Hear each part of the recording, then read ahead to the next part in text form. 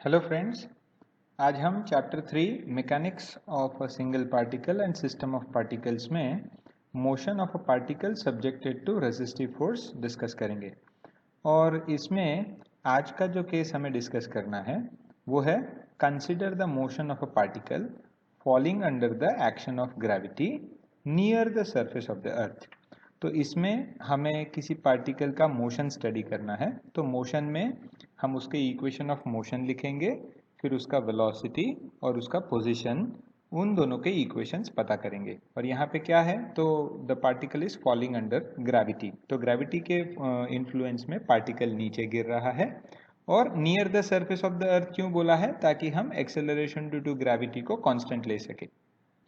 यहाँ पार्टिकल का motion under the influence of resistive forces हैं, तो इसीलिए हमें जो एयर रेजिस्टेंस लगता है, that is frictional force of air जो है, उसे हमें यहाँ पे इस प्रॉब्लम में proportional to velocity of the particle ऐसा एज्यूम करके हम ये प्रॉब्लम सॉल्व करने वाले हैं। अब प्रॉब्लम सॉल्व करने के लिए सबसे पहले हम वर्टिकली डाउनवर्ड्स डायरेक्शन जो है उसे एक्स एक्सिस गिन लेते हैं, और वर्टिकली अपवर्ड्स डायरेक्शन है उसे नेगेटिव एक्स एक्सिस गिन लेते हैं, और इसे हम वन डायमेंशनल मोशन कंसिडर कर सकते हैं। तो अब हम यहाँ पे किसी भी पार्टिकल पे जो फोर्सेस लगते हैं वो स्टेप बाय स्टेप लिखते हैं। तो सबसे पहले हम फोर्स ड्यू टू ग्रेविटी लिखते हैं। तो that is force due to gravity. ये वर्टिकली डाउनवर्ड्स डायरेक्शन में होता है, तो मैं यहाँ पे डाउनवर्ड्स लिख देता हूँ, ठीक है। And that is given by, तो हम ग्रेविटेशनल फोर्स कैसे लिखते हैं? F gravitational is equal to M G. यहाँ m क्या है? m is the mass of the body, और g क्या है? तो एक्सेलरेशन ड्यू टू ग्रेविटी। अब इसी तरह से हम फ्रिक्शनल फोर्स ऑफ एयर जो कि अपवर्ड्स डायरेक्शन में लगता है वो लिख देते हैं। तो फ्रिक्शनल फोर्स ऑफ एयर, इसे हम एयर रेजिस्टेंस भी कह सकते हैं, ये लगता है अपवर्ड्स डायरेक्शन में, इज गिवन बाय। तो हम इसे कैसे लिखते हैं? हम इसे स्मॉल f से इंडिकेट कर देते हैं, और इसे हम लिख देते हैं इज इक्वल टू एम के और v। जैसा हमने बताया था प्रॉब्लम में कि it is proportional to first power of velocity. तो ये v फॉर वेलोसिटी है, ये k जो है ये कांस्टेंट है, और यहाँ पे m जो है वो मास है। तो यहाँ पे हम ये इक्वेशन को इक्वेशन नंबर 1 कह देते हैं, और ये जो दूसरा इक्वेशन है इसे हम इक्वेशन नंबर 2 कह देते हैं। तो यहाँ पे हम एक फिगर के द्वारा समझना चाहते हैं कि ये केस कैसा है। तो यहाँ पे ये स्फीयरिकल शेप का एक बॉडी है, इसके ऊपर डाउनवर्ड्स फोर्स जो लग रहा है that is F G, that is equal to M G, और जो रेजिस्टिव फोर्स लग रहा है वो F is equal to M K V. अब क्योंकि ऑब्जेक्ट का मोशन डाउनवर्ड्स डायरेक्शन में हो रहा है, तो इसमें हम जो नेट फोर्स इस पे लगेगा that will be in the downwards direction, ठीक है। तो इससे हम नेट फोर्स लिख सकते हैं। तो the net downwards force on the falling body is, तो डाउनवर्ड फोर्स कैसे लिख सकते हैं? F net is equal to, simply F भी लिखा जा सकता है, and that is equal to downward force minus upwards force. Downward force हमारे पास है एम जी, और अपवर्ड्स फोर्स है एम के वी। तो ये हमारे लिए इक्वेशन नंबर 3 हो जाता है। अब ये जो डाउनवर्ड फोर्स लग रहा है, तो उसकी वजह से पार्टिकल का कुछ डाउनवर्ड्स एक्सेलरेशन भी होगा। तो हम इक्वेशन नंबर 3 को इस तरह से लिख सकते हैं, F की जगह पे m इंटू ए, यहाँ पे a जो है वो पार्टिकल का एक्सेलरेशन है, that is equal to M G minus M K V. और हम जानते हैं कि एक्सेलरेशन की जगह पे हम dv बाई डी टी लिख सकते हैं। तो therefore m dv by D T is equal to, m common ले लेता हूं मैं, तो g माइनस के वी। यहाँ हम लेफ्ट हैंड साइड और राइट हैंड साइड पे मास कैंसिल कर सकते हैं। तो अब हम इस इक्वेशन को थोड़ा सा रिफाइन करके लिख लेते हैं। तो वेलोसिटी वाले टर्म्स एक तरफ और टाइम वाले टर्म्स एक तरफ, तो ये हो जाता है dv upon g minus K V is equal to dt, ठीक है। और ये हो जाता है इक्वेशन नंबर 4। तो अब हम क्या करते हैं, इंटीग्रेटिंग इक्वेशन 4। तो इक्वेशन 4 अगर हम इंटीग्रेट करते हैं तो लेफ्ट हैंड साइड पे integration dv upon g minus kv is equal to integration dt। तो ये जो लेफ्ट हैंड साइड है वहाँ पे integration of dv upon g minus kv है, उसकी जगह पे हम क्या लिख सकते हैं, log of g minus kv upon minus k is equal to, right hand side पे इंटीग्रेशन dt क्या हो जाता है, दैट इज सिंपली t, और इसके साथ आ जाएगा कांस्टेंट ऑफ इंटीग्रेशन c1।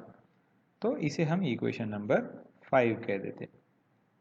और अब हमने यहाँ पे इंटीग्रेशन के लिए क्या यूज़ किया है, हमने यूज़ किया है integration of dx upon ax plus b अगर हो तो हम इसे 1 upon a into log of ax plus b इस तरह से लिख सकते हैं। तो ये फॉर्मूला हमने यूज़ करके इंटीग्रेट किया है। अब यहाँ पे c जो है c1 इक्वेशन नंबर 5 में कांस्टेंट ऑफ इंटीग्रेशन है, और ये कांस्टेंट ऑफ इंटीग्रेशन ढूंढने के लिए हम इनिशियल कंडीशंस यूज़ करेंगे। ठीक है, तो यहाँ इनिशियल कंडीशन क्या है, तो at time t is equal to 0 v is equal to 0, क्योंकि जब हम ग्रेविटी के इन्फ्लुएंस में किसी ऑब्जेक्ट को नीचे डालते हैं तो उसका इनिशियल वेलोसिटी 0 होता है। तो ये इनिशियल कंडीशंस हम इक्वेशन 5 में यूज़ करके और कांस्टेंट ऑफ इंटीग्रेशन c1 पता करते हैं। तो देखिए अभी लेफ्ट हैंड साइड पे क्या हो जाता है, लेफ्ट हैंड साइड पे -1 upon k into ln of g minus k into 0 is equal to time t is equal to 0 plus c1। तो इससे हम ऐसा कह सकते हैं कि जो कांस्टेंट c1 हमें मिला वो c1 is equal to minus ln of g by k।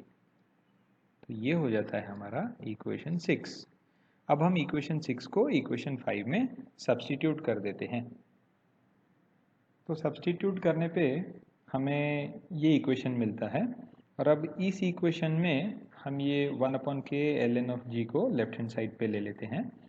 तो ये इक्वेशन अगर हम रीराइट करें जिसमें ये हो जाता है -1 upon K ln of g minus K V plus 1 upon K ln of g is equal to t।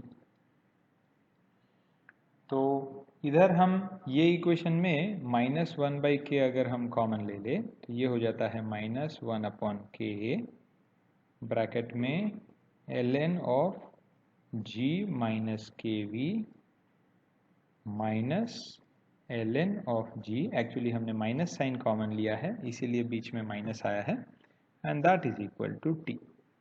तो अब हम क्या करते हैं, लॉग की कुछ प्रॉपर्टी यूज़ करते हैं और ये -1/k जो है उसे सामने ले जाते हैं। तो हम क्या प्रॉपर्टी यूज़ करेंगे, ln of a minus ln of b is equal to ln of a by b। ये हम इस इक्वेशन में यूज़ करने वाले हैं। तो चलिए देखते हैं अभी क्या हो जाता है। तो इधर ये हो जाता है ln of g minus K V upon g, और ये -1/k हम सामने ले लेते हैं तो ये हो जाता है -kt। ठीक है, तो अब हम log का एक दूसरा प्रॉपर्टी यूज़ कर लेते हैं।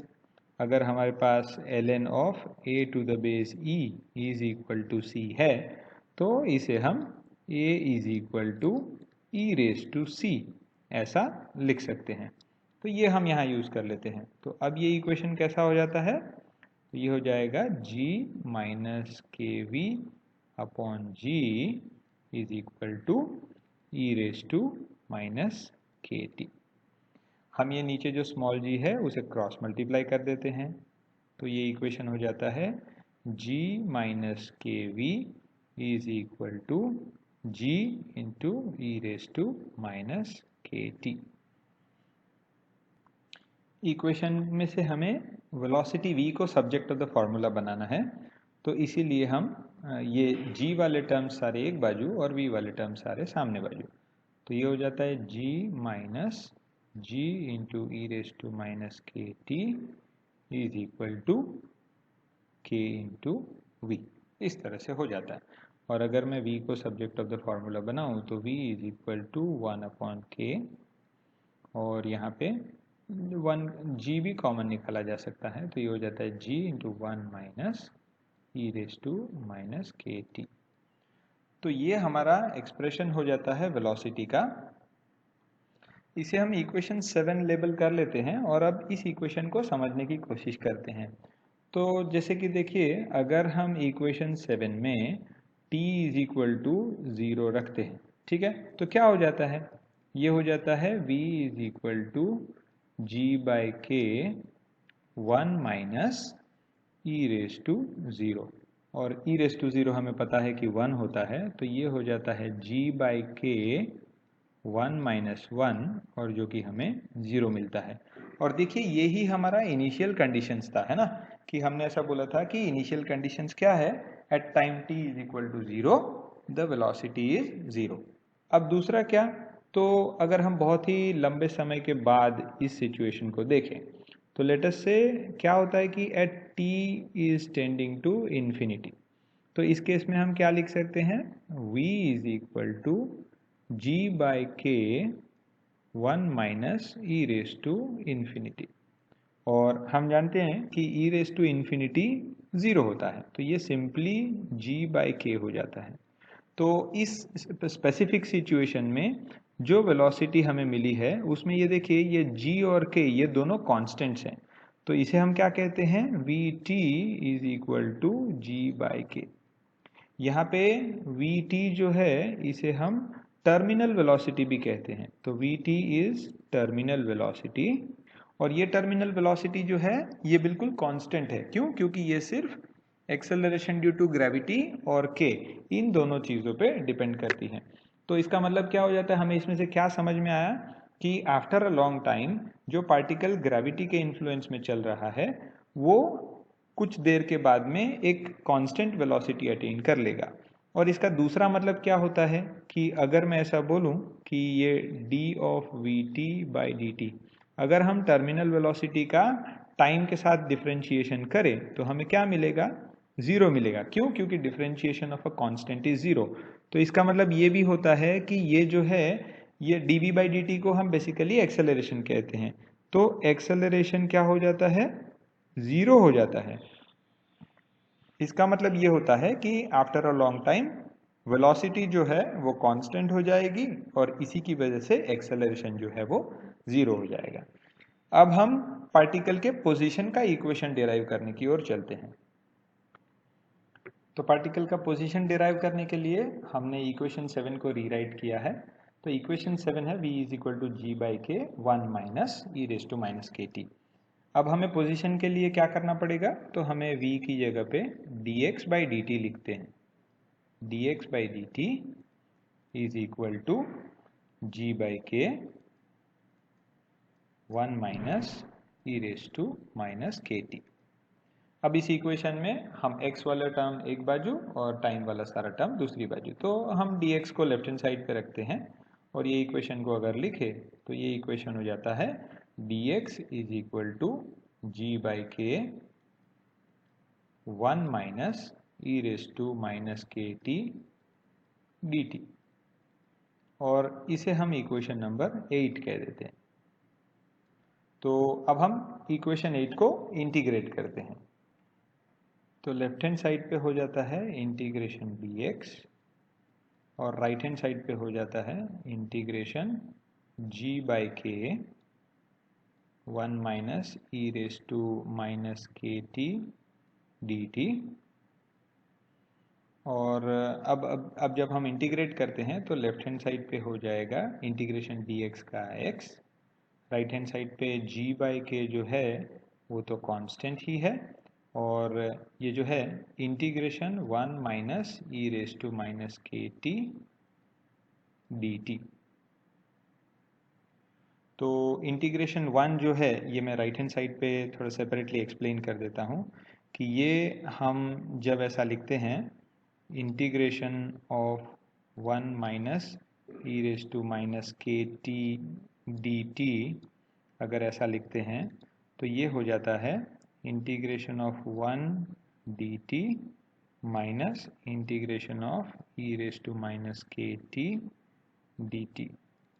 और यहाँ पे इंटीग्रेशन 1 जो है वो सिंपली t हो जाता है और integration e raise to minus के टी जो है वो simply e raise to minus के t divided by minus k, ऐसा हो जाता है। तो अब हम यही चीज़ों को इस इक्वेशन में रख देते हैं। तो फाइनली हम इक्वेशन कैसा लिख सकते हैं, x is equal to ji by k, और ये ब्रैकेट में हम क्या लिख देते हैं, तो इंटीग्रेशन ऑफ 1 जो है वो सिंपली t है और minus minus plus e raise to minus के टी अपॉन के, ठीक है। और अब ये इंटीग्रेशन जो किया है तो इसमें भी हमें कांस्टेंट ऑफ इंटीग्रेशन C2 तो मिलेगा ही मिलेगा। अब हमें इंटीग्रेशन कांस्टेंट C2 ढूंढने के लिए क्या करना पड़ेगा, फिर से इनिशियल कंडीशंस यूज करना पड़ेगा। तो मैं इसे इक्वेशन नंबर 9 ऐसा लेबल कर देता हूँ, ठीक है। और अब हम इनिशियल कंडीशंस यूज करके इंटीग्रेशन कांस्टेंट C2 ढूंढते हैं। तो यहाँ पे इनिशियल कंडीशंस क्या है, तो क्या time t is equal to 0 the position of the particle is 0, तो x इज इक्वल टू 0, इसे हम इक्वेशन 9 में रखते हैं। तो इसे इक्वेशन 9 में रखने पे हमें क्या मिलता है, लेफ्ट हैंड साइड पे x की जगह पे 0 is equal to ji by k, bracket में जो t है फर्स्ट टर्म वो 0 plus e raise to 0 by k and that plus C2।